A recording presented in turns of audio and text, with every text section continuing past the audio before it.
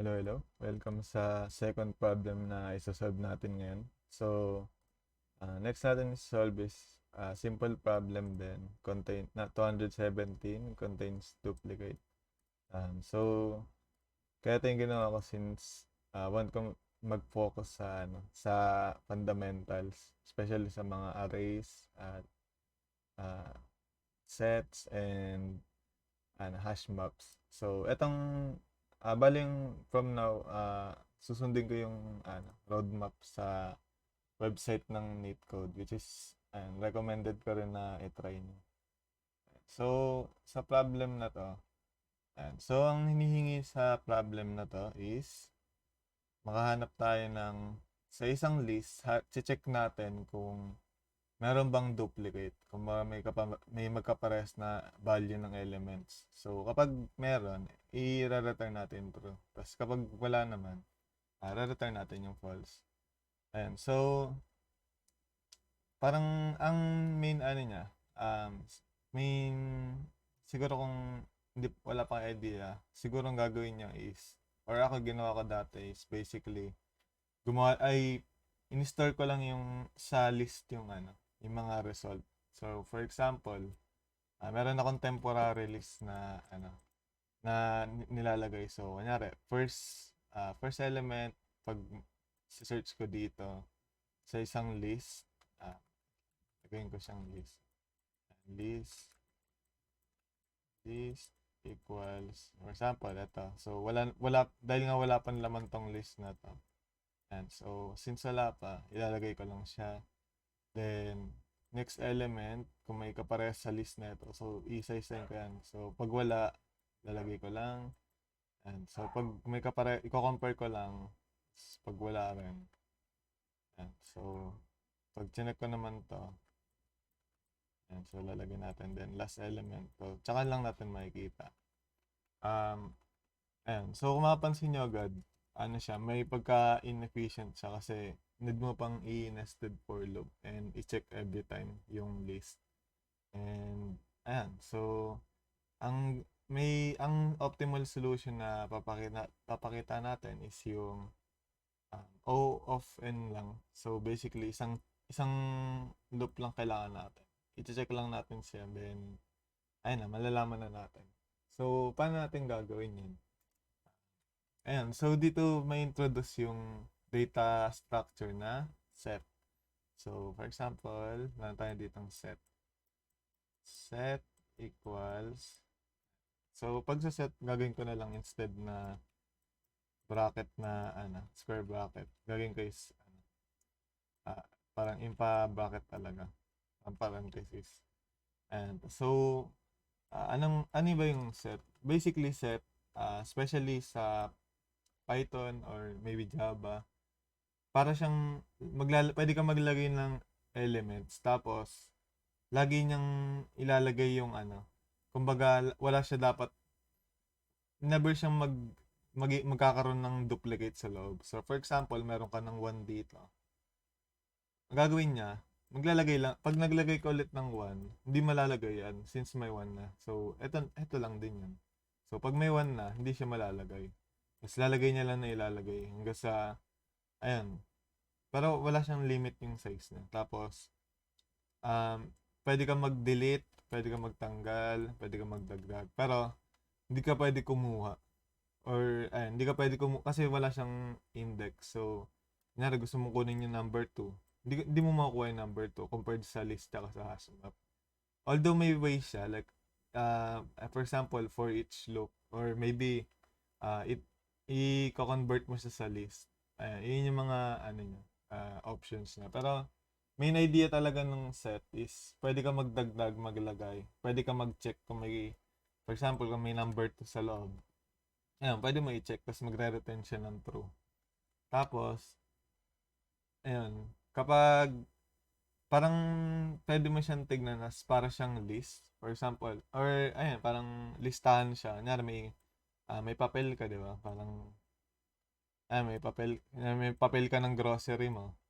So, for example, bread, di ba? Or egg.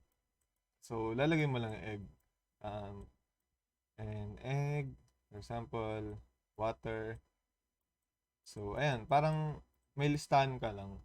And wala talaga yung egg sa loob niya.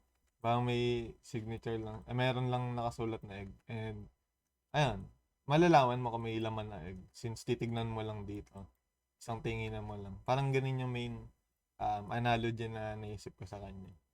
Although, syempre, pag gagawa mo talaga ng, or gustong-gusto mo talaga kunin yung egg, either nga for each loop mo siya, para makuha mo each elements nila, or i-convert mo siya sa list sa Python. Ayan. So, sa Java naman, meron din siyang tinatawag na, I think, preset, which is sorted naman siya. So, ayan.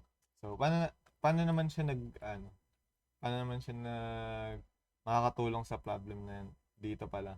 So, ayun nga, kung napansin nyo nga, di ba, given or assist na siya na alam nating pwede natin i-check to anytime. So, malaman natin kung merong duplicate. So, for example, ilulup lang natin tong buong, itatraverse natin tong buong list. So, first element, may kaparehas ba sa set?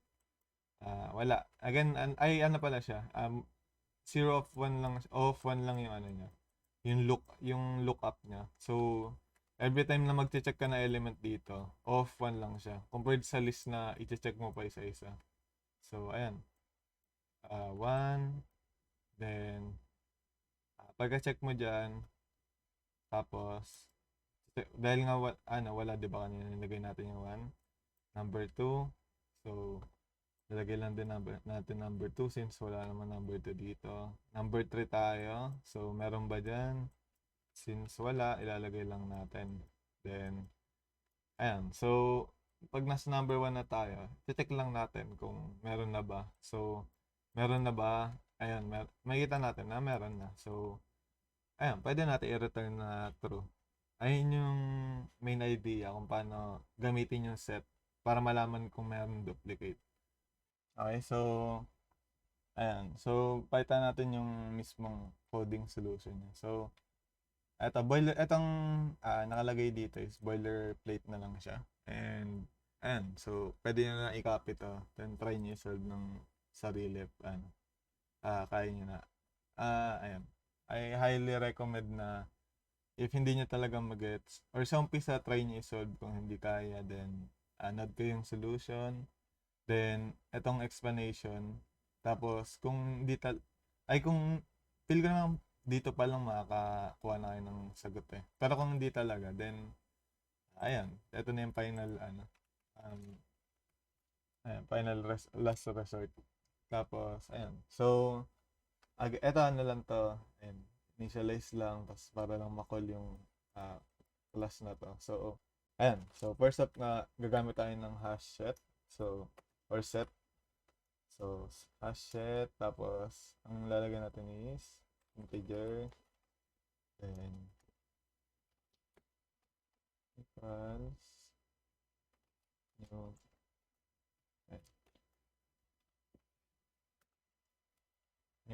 Gagawa muna tayo ng set. Then, maglulop tayo sa buong list ng given na nums, which is ito. So, gagamit tayo ng for each loop since di naman natin kailangan yung index.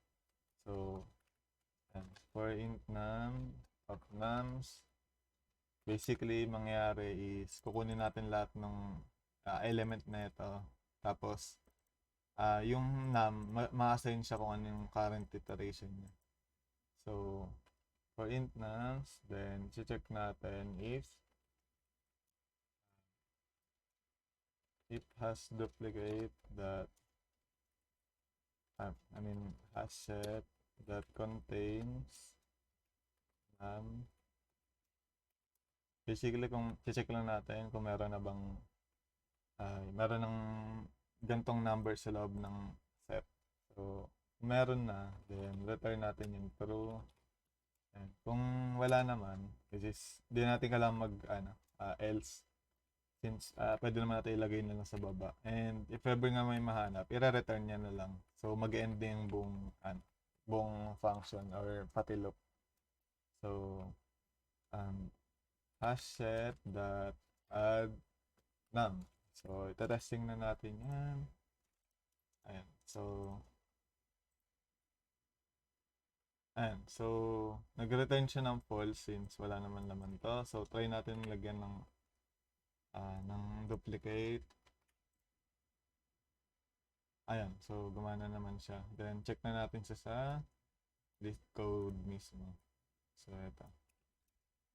Gano'n siya kabilis.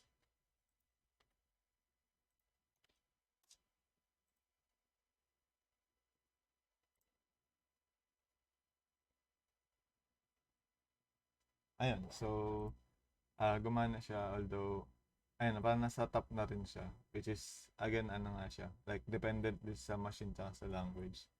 And, ayun. Thank you sa panonood and see you next time. Good luck.